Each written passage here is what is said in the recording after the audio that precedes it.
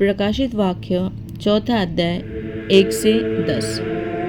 स्वर्गीय सिंहासन। इन बातों के पश्चात मैंने दृष्टि की और देखो, स्वर्ग में एक द्वार खुला हुआ है। तुरही की ध्वनि के समान जो प्रथम आवाज मैंने सुनी, उसने कहा, यहाँ ऊपर आ और मैं तुझे उन बातों को दिखाऊंगा जिनका उनके पश्चात होना अवश्य है। मैं तुरंत आत्मा में आ गया और देखो, स्वर्ग में एक सिंहासन रखा था और उस पर कोई बैठा हुआ था।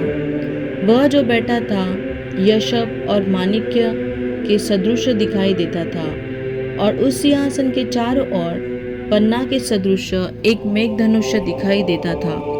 उस सिंहासन के चारों ओर 24 सिंहासन थे और उन सिंहासनों पर मैंने 24 प्राचीनों को श्वेत वस्त्र पहने तथा सिर पर सोने के मुकुट धारण किए हुए देखा।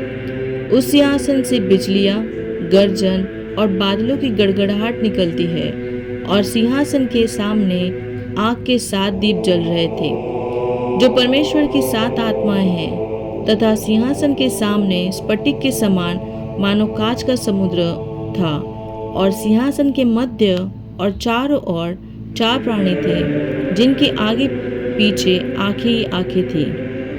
पहला प्राणी सिंह के सदृश, दूसरा प्राणी बछड़े के सदृश और तीसरे प्राणी का मुख मनुष्य के समान और चौथा प्राणी उड़ते उकाब के सदृश था।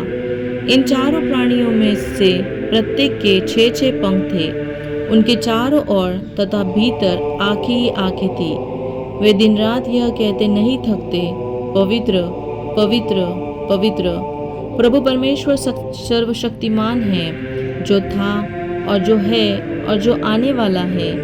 जब जब ये प्राणी उसकी जो सिंहासन पर विराजमान और युगानुयुग जीवित है महिमा, आदर और धन्यवाद करते, तब तब ये 24 प्राचीन उसके सामने जो सिंहासन पर बैठा है गिर पड़ते और उसकी जो युगानुयुग जीवित है वंदना करते और यह कहते हुए अपने अपने मुकुट सिंहासन के सामने डाल दिया करते हैं, हे हमारे प्रभु और परमेश्वर, तू ही महिमा, आदर और सामर्थ के योग्य है, क्योंकि तूने ही सब वस्तुओं को सूजा और उनका अस्तित्व और उनकी सृष्टि तेरी ही इच्छा से हुई। आमीन।